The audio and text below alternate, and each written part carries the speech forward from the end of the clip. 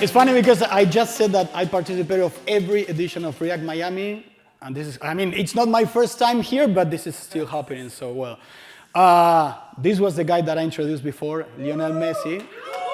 And the joke was that I was the only person that presented the talk at each edition of React Miami. So that's what I want to think that I'm like him, you know, a little bit, just a little bit.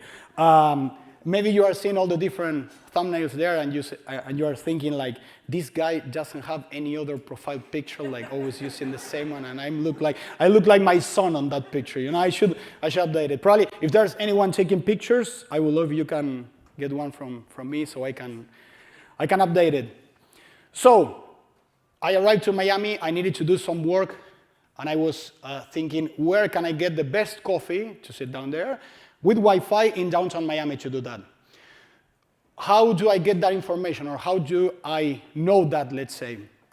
So there was like a shift on how to get that information with the years. And I imagine that you will agree with me, but at a certain point, if you are old as I am, you probably remember that web pages, at a certain point, they used to be HTML pages with static content there. People was like defining the content, writing the content, like you had it there, everything. After that, we started having programming languages and frameworks like React that help us to create dynamic applications where the content can be updated live, let's say. But now we are seeing another shift, which is intelligent interfaces, right? I mean, if I want to get an information like the previous slide, I would probably go to an AI interface like a chat interface or something like that to get that information. And we are seeing that change on the behavior of the people. I mean, with the years, with the months, it's changing and it's going towards on that direction, right? So the thing is, users are interacting with answers instead of pages, or that's what we are seeing. So the people, they want outcomes instead of navigating pages. They want that the AI interface is dropping the expected answer without having to go through different links or without having to research or evaluate different pages or everything. And at the end of the day, our React applications are becoming the delivery layer for these intelligent answers, let's say.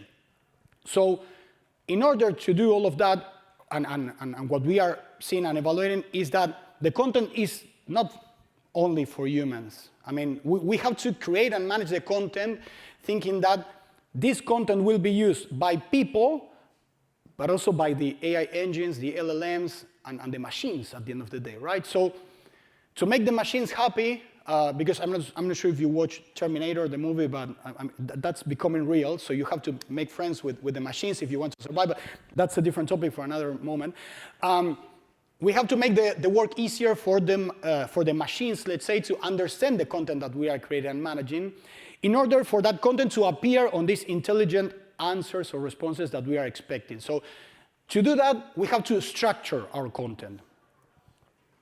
Because the content that we create while we are rendering HTML content, the thing is, what the AI engines are expecting is structured content. They don't want to go through a full HTML document, finding where is the information that is needed or what's important or what's not.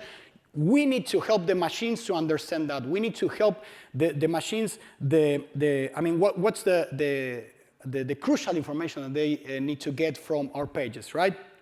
So in order to do that, we have to structure the content differently and not rely only on rendering HTML.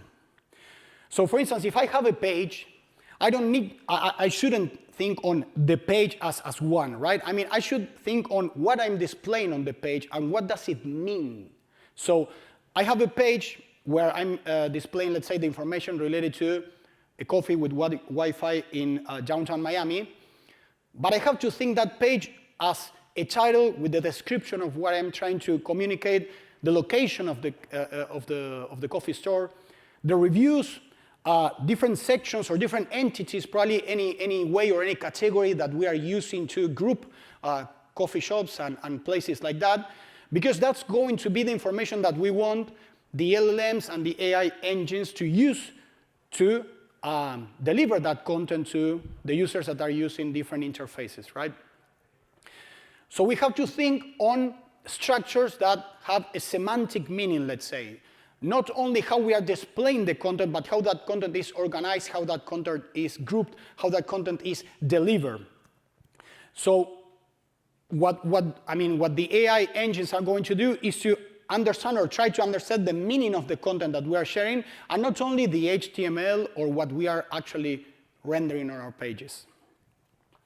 So what you see on the screen could be an example on how a semantic structure could be, right? I mean, what we are creating here is using JSON, an object that is representing all the information related to a particular coffee shop in Miami, right? So we have the information that we want to manage for this kind of entities or places, let's say, and organize in a way where we are using the proper data type for the different items and topics.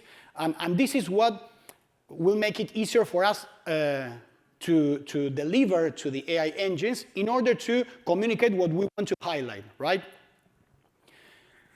So I wanted to introduce, I'm not sure if you are familiar with the concept of headless content management system. Probably you are using one already at work. But a headless content management system or a CMS can be a tool that can help with this purpose. Because these headless CMSs are platforms that store the content in a structured way and reusable way, but they are also giving a tool to the people to create and manage the content easier, right? Because you don't want to be editing JSON files all the time, and you want a friendly user interface to create and manage the content, but on the other hand, that content that you are creating to be stored in a structured way, but also expose that content through APIs that can be used in different ways. So those structures can be used for rendering a web page, let's say, but you can also use that same information for a mobile application, a desktop application, or an AI system, right? So how can these headless CMSs help? I wanted to show you, I see if I share my screen properly, and here we go. So what you see on the screen is, this is a Storyblock. Storyblock is a headless content management system, as I said before. I'm using Storyblock as an example to show you the concept, but what you see on the screen is a visual editor. At the end of the day, we are creating content that is using for a certain page. We are rendering that content on the page, and that content is organized in sections on the web page, as we can see. But if we see on the right-hand side of the screen, we see different sections or components, the hero section, the text section, a banner reference. Each one of these components is referencing to a certain content structure that is storing information related to each one of these components. And not only that, each one of these components will help us to be referenced in multiple places of our website. So for instance, this banner that I have here, it's a reference to another content structure that it's a banner, and that I can reuse in multiple pages of my website. So this is visually a web page that we are creating and editing. On the other hand, Storyblock is, what Storyblock is managing on the background is a JSON structure that represents all the content that we are creating for these different components and these different pages. So if you connect to, in this case, a Storyblock API, but if any headless content management system API, you can retrieve the content in an organized way and structured way that can help you to be reused for multiple purposes, and that you can use, again, not only for the pages that you are creating and managing, but also for ingesting in AI systems and LLMs, let's say. So, well, sorry, I wanted to show you a quick example, but, oops. Once you created and manage that content and you organize that content in the best way possible, the recommendation is that you use standard formats to deliver that content, to make it, again, even easier for the AI systems to understand it, but also to have a certain standard with the industry. Schema.org, I'm not sure if you are familiar with it, but it's an initiative to create like a general vocabulary of standard types. The idea behind this initiative is to have a common language on the different entities that we are managing on the content that we create and on the web pages and websites that we are creating, in order to make it, again, easier to discover, easy to understand for developers, for the renderers, for the search engines, and for the AI engines too, right? So if you go to schema.org, you will see that you have a list of entities that you can use.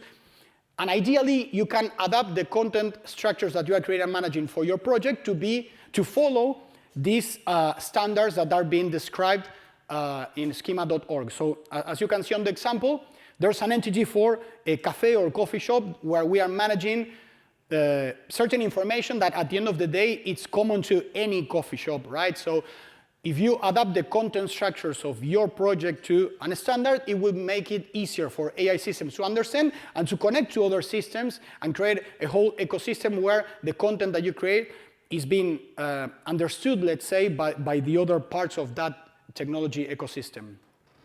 The schema.org initiative, let's say, or standard can be applied using JSON linked data or LD. I'm not sure if you are familiar with this, but and you can also go to that URL to understand a little bit more. But at the end of the day, JSON LD is something that you can use to represent these entities or these standard entities or vocabulary using JSON notation, which is something standard in the industry. And it's going to make the work easier for, again, the machine to read that content that you are creating and that you are delivering, right? So if you see an example, a JSON LD entity will look something like this. And at the end of the day, what we are doing is, again, exposing the information for the content entities that we are creating and managing as part of our system and the website that we are creating. If you go to the website, you can also see that there are different SDKs for different programming languages and technologies to make it easier to generate this JSON LD notation for the different entities that you are managing on your web pages. So for instance, you have an SDK that helps you, if you're using JavaScript, let's say, you can automatically generate the JSON LD notation for certain objects that you are managing on your code. But yeah, I mean, again, it's a way of coming up with a common language that is used across the industry. And this is part of a bigger group of practices, let's say, that nowadays people is talking about, which is the generative engine optimization, which at the end of the day are practices or ideas or tools that we try to implement to make the content usable for AI systems, right? So probably if you've been a front-end developer for some time, you are familiar with SEO, which is a set of practices to make the content that we are creating discoverable by search engines like Google, let's say. Well, GEO, or generative engine optimization, is to make that content usable for these generative engines, right? So it's follow a certain list of recommendations on how we are structuring the content that we are creating and delivering in order to make it easier to the AI systems to understand that content and use that content, right? So some of them we already mentioned before are like creating smaller chunks of content or components. These components should have clear metadata or a semantic meaning, let's say, of what they represent. Relationship between these components, so connect components and reuse them across your whole website. Fresh content, I mean the content being updated frequently. Sources and citations, like saying where that content is being created or where is it coming from. Those are a list of ideas that we should follow to make our content easier to be discovered and used by the AI systems. Another standard is the LLMs.txt file that you can create for your website, which is basically an analog of the robots file that you can create for a website, but for the AI system. So you can create this LLMs.txt, sorry. The coffee break is almost there, for me too. The idea is that you can create a file to make it easier for the AIs that are analyzing your website and your content, and identify where these AI engines should focus to get the information that you actually want to highlight from your website, right? You have a website about the initiative where you can learn more about that, but essentially it's a markdown file where you can highlight, again, the hierarchy of the content that you are creating, how that content is relating to other pieces of content from your same website or from another website. What are the top articles that you want to highlight from your website, etc. I encourage you to go to the website of LLMs and read more about that. But essentially what we are doing is, again, creating a file to drive the AI systems and the machines, let's say, to the content that we actually want to highlight. So to compare what SEO and GEO is, let's say, or to make some differences, with SEO, what we are trying to do is like optimizing the HTML that we are rendering for our pages, but with GEO, what we should try to do, let's say, is to build and expose data in a structured way, right? We mentioned JSON LD, using APIs to deliver that content. So essentially, we should be taking care of both, right? I mean, the SEO and the GEO. The same with keywords. I mean, I'm pretty sure that you're familiar with canonical URLs and different meta tags that you are using for pages that you create. We should expose similar information, but in a different format to make it easier for the AI engines to understand and to read the content that we are exposing on our websites and projects.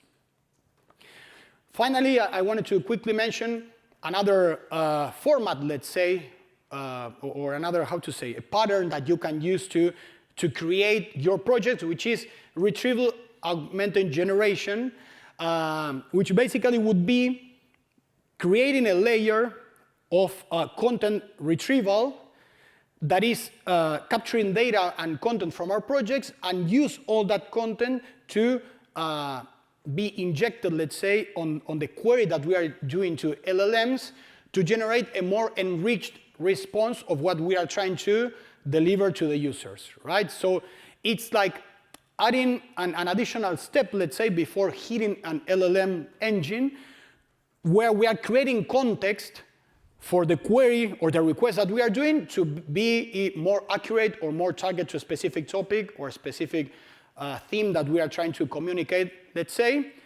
So basically what we are trying to do is to give a richer context to the query that we are doing to return a more accurate answer to the users.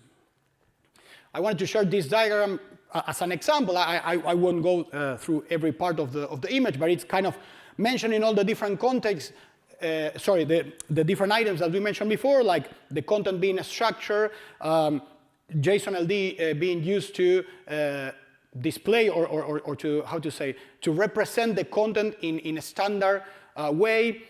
Also the content that is being created and managed using CMSs or article or blogs or even databases, let's say. And creating like this intermediate layer, which can be a Next.js application that is querying that content, and with that content creating the context that we are going to use to hit our LLM provider to have, again, a richer or a more accurate answer that we can then deliver to the users that are visiting our website. So with RAG, we have to be careful, let's say, again, on how we structure the content, because if the content is not structured, then this retrieval will fail. If the structures that we are creating don't have a semantic meaning, let's say, the matching that the intermediate layer will make is going to be poor. And if the data is not organized, is messy, well, the answers that we are going to deliver to the users won't be accurate, right? So it's, again, thinking on how we are structuring, managing, and delivering our content. So some final remarks. The content should be structured and meaningful. I mean, we should create meaningful structures and semantic structures. We should use standards like schema.org or JSON LD to have a common understanding with the industry, with the market, with other developers.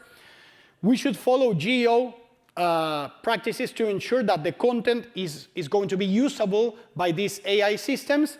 And at the end of the day, whenever it's possible, we should implement RAG systems to create this context for the request to have more reliable answers, let's say. And at the end of the day, I mean, the last idea that we have to keep in mind is that the web or the experience that we are offering to the users is shifting from a page navigation to a knowledge-driven experiences, right? So we have to be more conscious about how we are creating, managing, and distributing the content that we want to deliver as part of our experiences. So thank you very much. Muchas gracias.